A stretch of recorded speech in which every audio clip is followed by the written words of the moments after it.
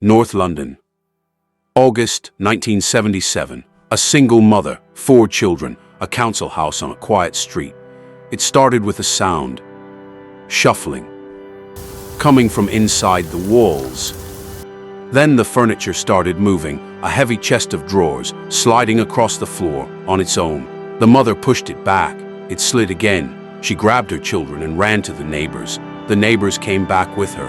And while they were standing in the hallway, they watched a chair lift off the ground and move sideways through the air.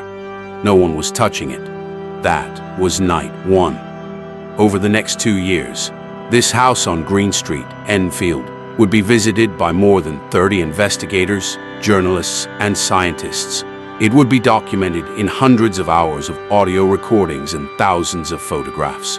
Police officers would file official witness statements describing things they could not explain, and at the center of all of it, an 11-year-old girl who would begin speaking in a voice that was not her own.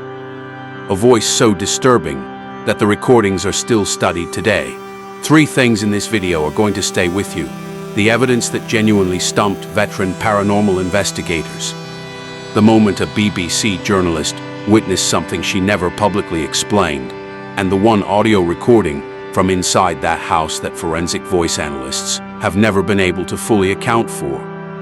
If this already has the hairs on your arms standing up, you're exactly where you need to be. Subscribe, hit the bell, and do not watch this one alone. Let's go. Let's set the scene properly. 284 Green Street, Enfield, North London, a standard 1950s council house, 3 bedrooms, small garden, terraced row, nothing unusual about it from the outside. Peggy Hodgson was 44 years old. Divorced. Raising 4 children alone, Margaret, Janet, Pete, and Billy. Money was tight. Life was ordinary until the night of August 30th, 1977, when ordinary ended and something else began. Within 48 hours of the first incident, Peggy contacted the police. A female constable, WPC Carolyn Heaps, attended the property and filed an official report. In it, she stated that she personally witnessed a chair move approximately 4 feet across a room with no apparent physical cause. A police officer, for filing an official report about a moving chair. That report still exists. It is not disputed. Within days, the story reached the Society for Psychical Research, a serious academic organization founded in 1882 to study phenomena that conventional science struggles to explain. They sent 2 investigators, Maurice Grosse and Lyon Playfair. Both were experienced. Both were skeptical by professional training. Neither was prepared for what they found inside that house. Here's the first detail that separates Enfield from every other haunting story you have heard. The phenomena didn't hide from investigators. They performed. Maurice Grosse arrived at the house expecting to spend a few days, find a rational explanation, and file a report. He stayed for 2 years. What kept him there was not one dramatic event. It was the accumulation of documented incidents that no single conventional explanation could account for. Furniture moving in front of multiple witnesses simultaneously. Small objects, Lego bricks, marbles, toys appearing to fly across rooms and strike investigators with force. Temperature drops recorded by instruments in specific locations within the house. Knocking sounds responding to questions, apparently intelligently, in patterns that researchers documented across dozens of sessions. But the photographs changed everything. Graham Morris, a photographer from the Daily Mirror, was sent to the house expecting a quick human interest story. He left with something he spent years trying to explain.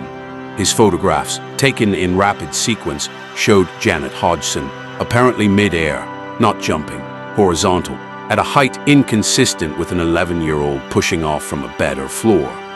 Skeptics argued the photographs showed a child jumping and caught at the peak of a jump. The researchers who examined the original negatives in sequence disagreed. The trajectory visible across the frames was not consistent with a jump. It was consistent with something else. something nobody in that room wanted to name directly. But here is what genuinely separates this case from folklore and ghost stories. What happened next was recorded on audio tape, and that recording is the reason this case is still being studied today. The voice began in 1977, coming from Janet, but not sounding like Janet, deep, graveled, male, entirely unlike the voice of an 11-year-old girl. The entity speaking through her claimed to have a name, Bill. It claimed to have lived in the house before the Hodgsons moved in. It described dying in a specific chair in the downstairs living room from a hemorrhage. Researchers investigated.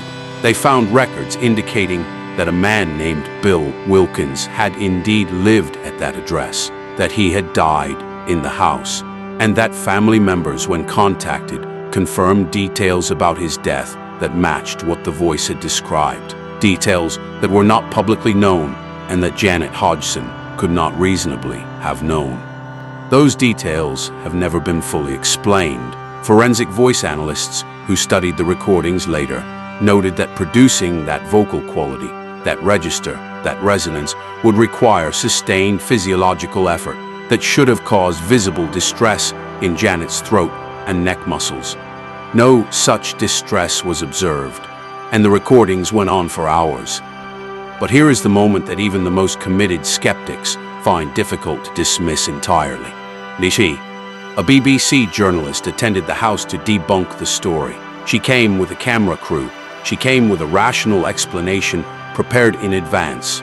She left without using it. Her name was Rosalind Morris, a journalist, professional skeptic, sent by the BBC specifically to provide the rational counterpoint to what was being reported. She spent several hours in the house. What she witnessed, she described privately to colleagues, but never fully detailed on camera. What she did say publicly was this, that she could not, in good conscience, present the straightforward debunking piece she had come to make. That statement, from a professional journalist whose job was to disprove this story, was never broadcast. The BBC did not air her account, and Rosalind Morris has never given a full public interview about what she saw inside that house. Now here is where serious researchers land when they look at the complete Enfield case file. The phenomena at Green Street almost certainly involved some element of deliberate performance by the children, particularly Janet. This is not disputed. Janet herself, in later interviews as an adult, acknowledged that she and her sister sometimes faked things, bent spoons, staged photographs. She said, and this is the part most documentaries cut, that they faked things because they felt pressure to perform. Because researchers and journalists kept coming, kept expecting something, kept needing the story to continue. But she also said something else, that not everything was faked, that some of what happened in that house she cannot explain to this day. And Janet Hodgson is now in her late 50s. She has no financial interest in the story, no book to sell, no documentary deal pending. She is a woman in her late 50s who grew up in that house and has spent 40 years living with what happened there. When she says some of it was real, that is not a child performing for a camera. That is something harder to dismiss. So what does any of this actually mean? There are three things the Enfield case reveals that matter far beyond one house in North London. First, witness testimony from credible sources cannot simply be discarded. The Enfield case was witnessed by police officers, journalists, photographers, academic researchers, and a BBC journalist who declined to file the debunking piece she was sent to make. These are not credulous people. These are not individuals with obvious reasons to fabricate.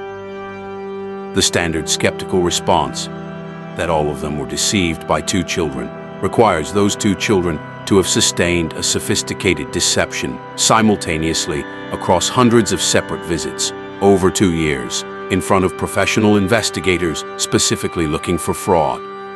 That explanation has its own credibility problems. The honest intellectual position, the one that serious researchers eventually settle on, is this. Some of it was faked. Some of it is genuinely unexplained, and we do not currently have a framework that accounts for both of those things being true simultaneously. Second, the psychology of extreme stress deserves more attention than the paranormal explanation. The Hodgson family in 1977 were under extraordinary pressure.